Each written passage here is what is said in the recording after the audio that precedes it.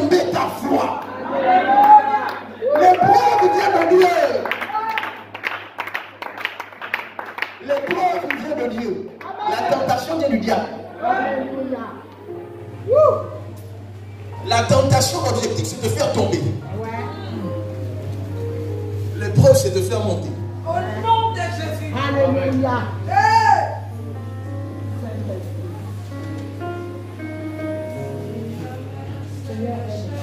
Jésus révèle le fait que Pierre, lorsqu'il dit tu es le Christ, le Fils du Dieu vivant, Jésus ressort un aspect. Jésus dit, ce n'est pas la chair, ce n'est pas le sang qui t'a révélé cela, mais c'est mon Père qui est dans les cieux.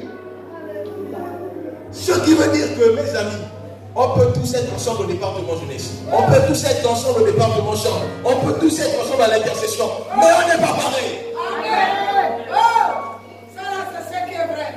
On n'est pas pareil. On peut être tous dans la même maison. Une épidémie va frapper. Mais la main de Dieu sera là. L'épidémie ne va pas te toucher. Parce que Jésus dit que c'est mon Père qui est dans les chemins. Le Père, il n'est pas en bas, il est en haut. N'oublions pas le thème de ce matin. Qui dit-vous que je suis en parenthèse montre encore. Ça veut dire que pendant que les disciples étaient en train de chercher l'identité de Christ en fonction de ce qu'ils avaient vu sur la terre. Mais Pierre l'a cherché en fonction de ce que Dieu savait. Ça veut dire que Pierre est monté. Pierre est monté. Tu ne peux pas connaître l'identité de Christ si tu es charnel. Il faut que tu montes. Lorsqu'un homme a rencontré Dieu, il ne l'a pas rencontré dans la vallée, c'est sur la montagne. C'est quand tu vas dans une retraite que tu découvres une autre dimension de Dieu. Il faut que tu montes. Accepte de monter. Tant que tu feras des analyses terrestres en fonction de ce que tes yeux voient, tu auras une mauvaise définition de qui est ton Dieu. Mais lorsque tu vas monter, quand tu vas monter, Dieu va se révéler à toi. Dieu va se révéler à toi. Dieu va se révéler à toi. Hier, je disais aux jeunes que dans le tabernacle, il y avait 3 parties, le parvis, le lieu saint, le lieu très saint. Et je disais que celui qui est dans le parvis ne peut pas comprendre celui qui est dans le lieu saint. Il parle pas le même langage. Parce que celui qui est rentré dans le lieu saint a décidé de monter. Et celui qui est rentré dans le lieu très saint a décidé d'aller encore plus haut.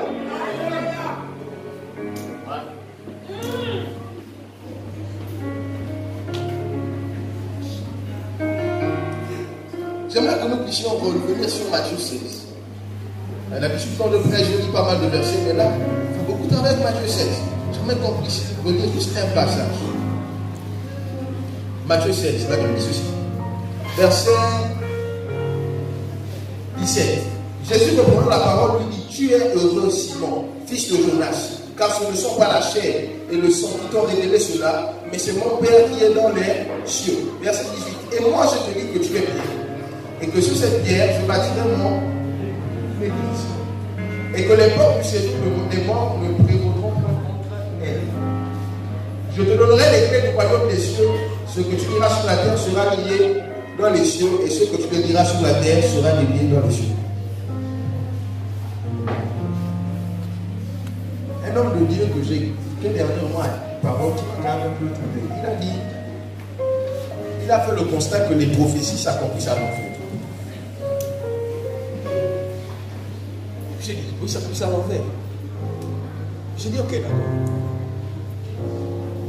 Jésus dit à Pierre, tu es Pierre, sur cette pierre je bâtirai mon église.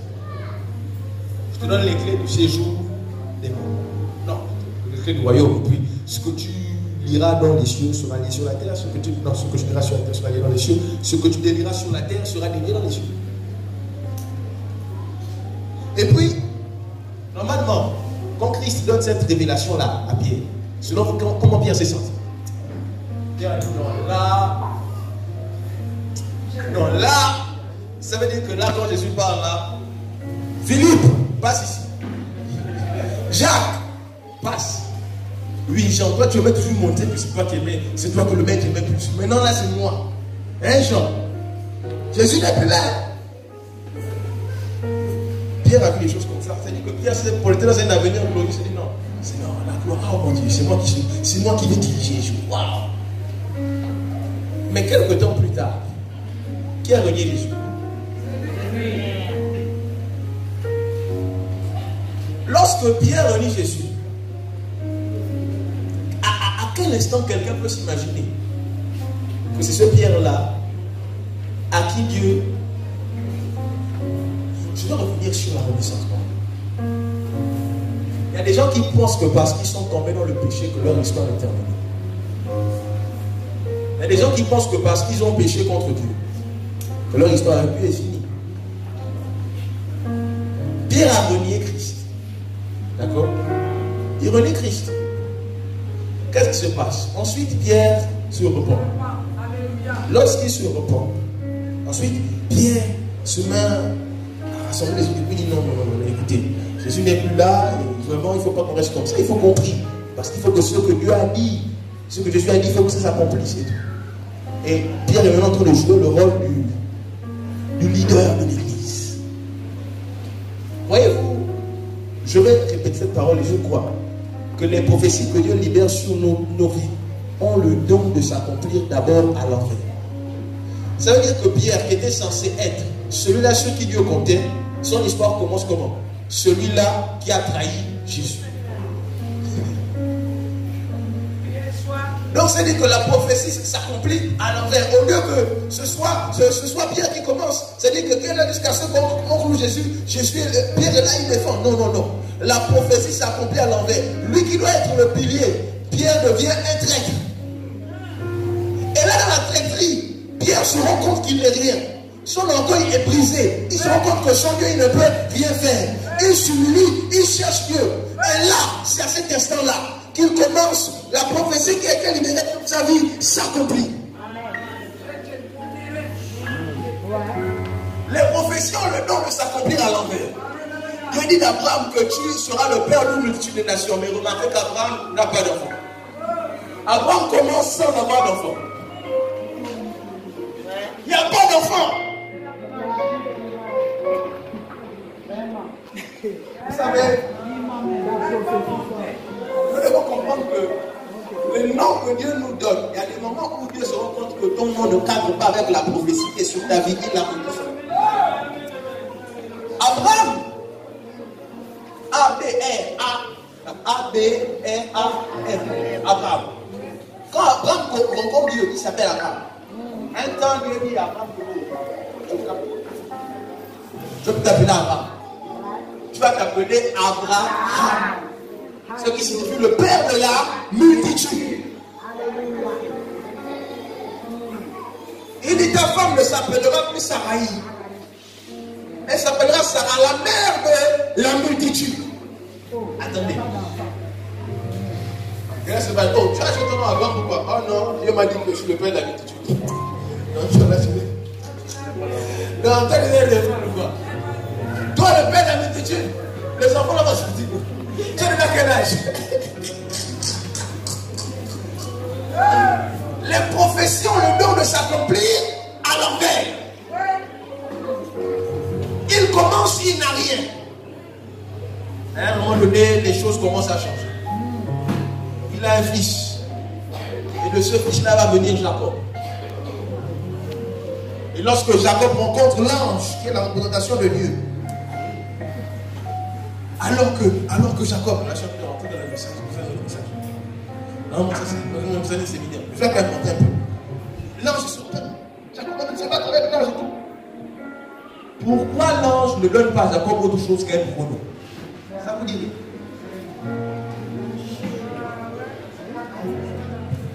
Jésus prend ses disciples et prend.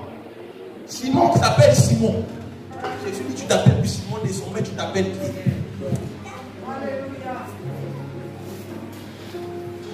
Toutes les personnes, vous allez remarquer, dont Jésus, dont Dieu a pris la peine de changer leur nom. Ils ont été des personnes remarquables dans l'histoire.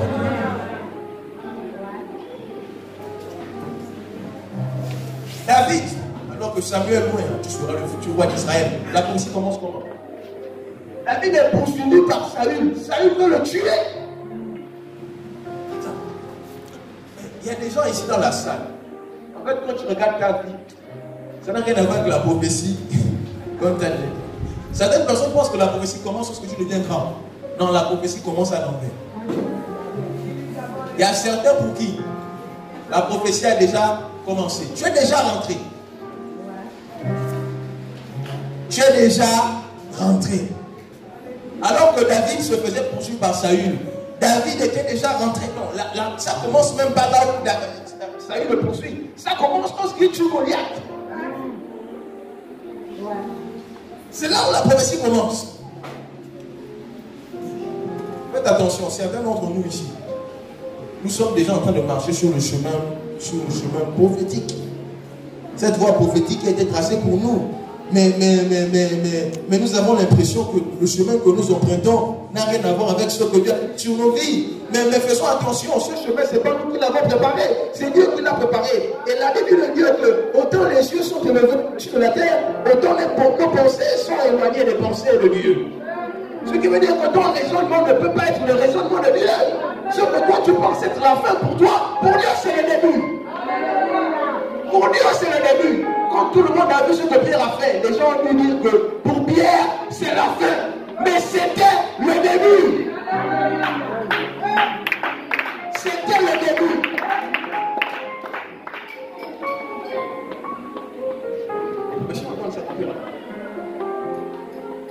J'ai relu ce passage-là. Pierre, Jésus dit à Pierre, tu es Pierre, et sur cette pierre, je bâtirai mon église. J'avais jamais compris la chose. Les portes du séjour des morts ne prévaudront point contre eux. J'ai fouillé, et puis paf! Je me suis rendu compte que quand on dit les portes du séjour des morts ne prévaudront point contre elles. Vous allez remarquer, vous pouvez lire, c'est le verset 19, je crois, 18 ou 19. Vous allez remarquer que le L de la fin ne prévaudront point contre elle. Ce L là n'a pas S là. Ce L est au singulier. Moi avant je pensais que les bords du séjour des morts ne prévaudront point contre elle. Ce L connaît S, c'était pour dire que c'était le L des portes. Non. Ce L là, c'est le L de la pierre. Ce L là, c'est le L de la pierre. Je vais te dire mieux pour qu'on puisse mieux comprendre. Quand il dit les portes du séjour des morts ne prévaudront point contre elle, on va dire que les portes du séjour des morts ne prévaudront point contre la pierre sur laquelle je bâtirai mon église. Maintenant, je vais encore simplifier. Quand on dit ça, c'est du gros français pour rien. Ça veut dire qu'en fait, la mort ne pourra rien faire à la pierre sur laquelle je vais bâtir mon église. La mort ne pourra rien faire à la pierre sur laquelle moi j'ai décidé de bâtir mon église. Ça veut dire que la mort ne pouvait rien contre la prophétie que Jésus avait libérée sur la vie de Pierre. Il y a quelqu'un que tu ne mourras pas sans avoir vu la gloire de Dieu. Tu ne mourras pas sans avoir vu la gloire de Dieu. Tu ne mourras pas sans avoir vu la gloire de Dieu, sans avoir expérimenté la gloire de Dieu. Les portes du séjour des morts ne prévaudront point contre cette pierre. Je veux dire à quelqu'un ce matin que la prophétie que Dieu a libérée sur ta vie est constituée d'une pierre. Il y a une pierre sur laquelle Dieu a décidé de bâtir.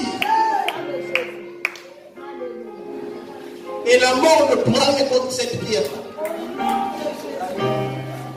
Jésus dit la pierre que les gens, que ceux qui bâtissent, ont reçu.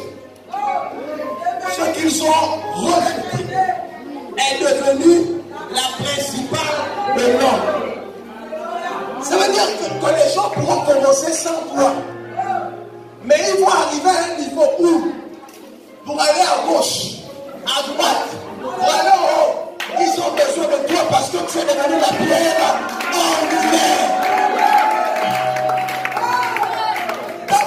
prophétie peut commencer par le rejet. Parce qu'elle s'accomplit à l'envers. Mais à un moment donné, on aura besoin de toi. La pierre sur laquelle repose ta prophétie, cette pierre-là est nécessaire pour bâtir un édifice. Il y a beaucoup de pierres. Pour construire une maison, on utilise beaucoup de pierres.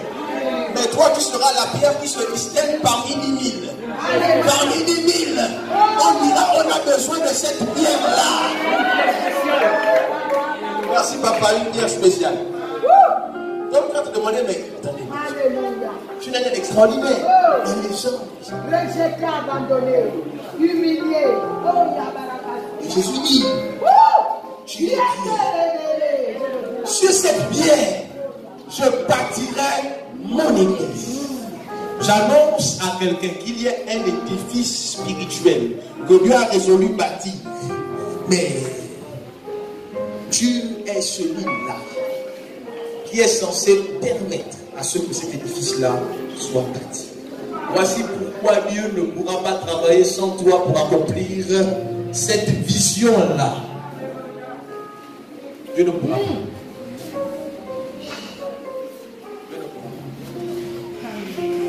Tu es pierre.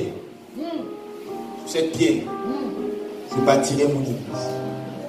Les portes du séjour des morts ne prévaudront point contre elle. Quel que soit le nombre de sorciers qui se sont levés pour pouvoir détruire ta destinée. My God. La pierre là-bas restée là. Augmentez vos nombres de jeux. Pierre. Vous allez comprendre. Pour que la prophétie commence. La prophétie commence, la prophétie de Pierre commence lorsque Pierre s'attache à Christ. Ça veut dire que pour que ta prophétie rentre dans le temps, sorte de l'éternité pour rentrer dans le temps, il faut que toi tu sois attaché à Christ. Quand Jésus disait cette pierre, c'est cette pierre que je bâtis mon église, Jésus dit de lui-même que lui-même il est la pierre angulaire. Ça veut dire que lorsque Jésus rentre dans ta vie tu as désormais la pierre angulaire. Et comme tu as en toi la pierre angulaire, tu deviens la pierre angulaire. Alléluia. Alléluia.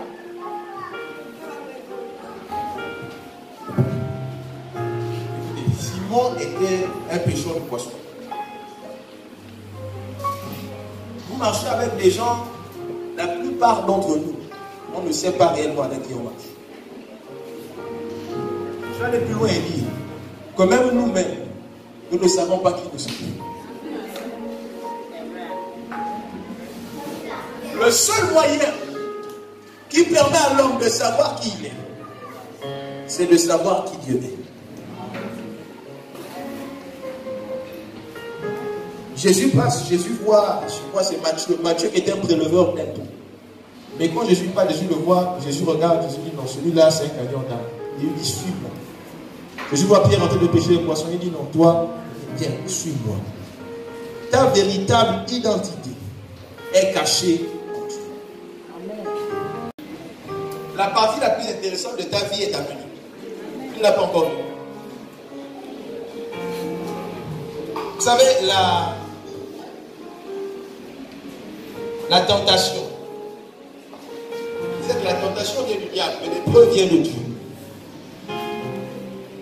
La partie la plus difficile dans l'épreuve, ce n'est pas le début, ce n'est pas la fin, c'est le milieu. Quand vous passez par l'épreuve, le début peut être difficile, mais sachez que le milieu sera plus compliqué. Lorsque vous voyez souvent les gens abandonner Dieu, ce n'est pas qu'ils étaient au début de l'épreuve, c'était arrivé au milieu. Vous savez, c'est comme une montagne d'épreuve. Vous commencez à gravir, vous sentez que c'est compliqué. Et d'après certaines recherches, lorsque quelqu'un se trouve au sommet d'une montagne, il est difficile à l'homme de respirer. Il y a de moins en moins d'air, plus on s'élève. Ce qui fait que les difficultés que l'homme ressent physiquement pour respirer, lorsque quelqu'un passe par l'épreuve, lorsqu'il arrive au milieu, il a du mal à tenir. si ce n'est pas Dieu qui le fortifie, il ne pourra pas traverser l'épreuve. Et ensuite, il y a la descente. Vous savez, j'ai compris que l'épreuve, c'est un moyen que Dieu cherche pour nous bénir. L'épreuve, c'est juste des raisons que Dieu cherche parce qu'il veut te bénir, pour te faire du bien.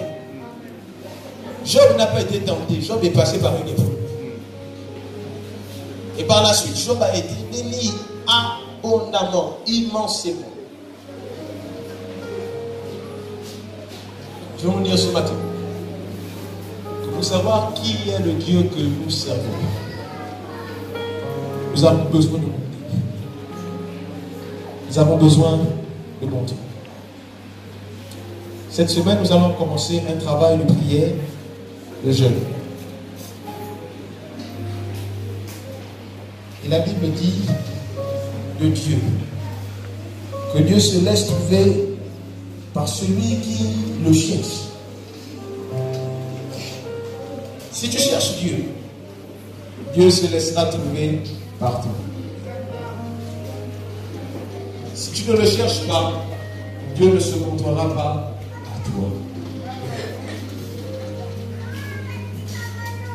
Qui dites-vous que je suis? Qui dites-vous que je suis? La question est encore plus pertinente parce que je te demande ce matin, qui dis-tu de toi-même? Qui dis-tu de toi-même? La chose qui me fera le plus mal lorsqu'on sera dans l'éternité, c'est que ce soit en fait dans l'éternité que je découvre ce que j'étais capable de faire.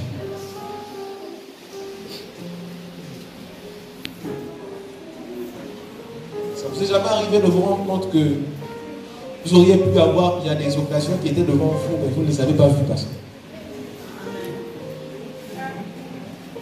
Des occasions qui étaient sous vos yeux, mais vous ne les avez pas vues. Parce que vous vous pensiez incapable. Incapable. Mais quand tu sais qui est ton Dieu, tu sauras qui tu es. Et même quand toi-même tu te diras je ne peux pas, tu entendras une voix qui te dira vas-y, c'est l'heure. Vas-y, c'est le moment. David connaissait son Dieu. Voici pourquoi lorsqu'il a vu Goliath, il a dit, quel est celui-ci qui ose insulter l'armée du Dieu vivant? D'un point de vue humain, Goliath écrasait David. Mais David savait qui il était. David savait qui il était. La qualité de ton adoration, la qualité de ta louange, la qualité de ton offrande, la qualité de tes acclamations, que ton engagement envers Dieu soit plus profond que celui qu'il a été. Mais pour cela, il faut que tu montes pour savoir qui est ton Dieu. J'aimerais que tu lèves ta voix ce matin et que tu dises à Dieu, Père, permets-moi cette semaine de découvrir des choses que je ne connaissais pas sur toi. Donne-moi cette semaine de découvrir des choses que je ne connaissais pas sur toi. Des choses que j'ignorais à ton sujet.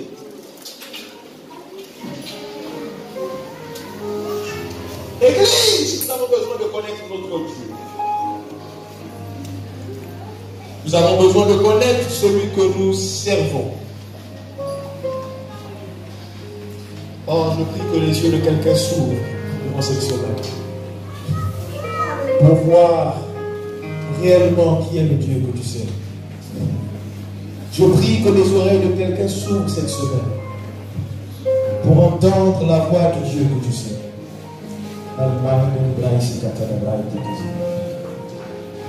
Alors que Jacob a fait ce songe, la Bible dit que les anges montaient et descendaient. La Bible ne dit pas que les anges descendaient et montaient, mais la Bible dit que les anges montaient et descendaient. C'est vrai que sur la terre, il y a des anges. il y a des anges qui sont là. Des anges qui sont avec nous.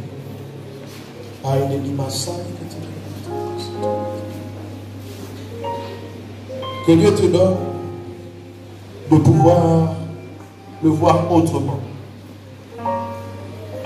Si tu continues à voir Jésus comme étant le fils de Joseph le charpentier, tu ne pourras jamais expérimenter le Jésus qui sauve.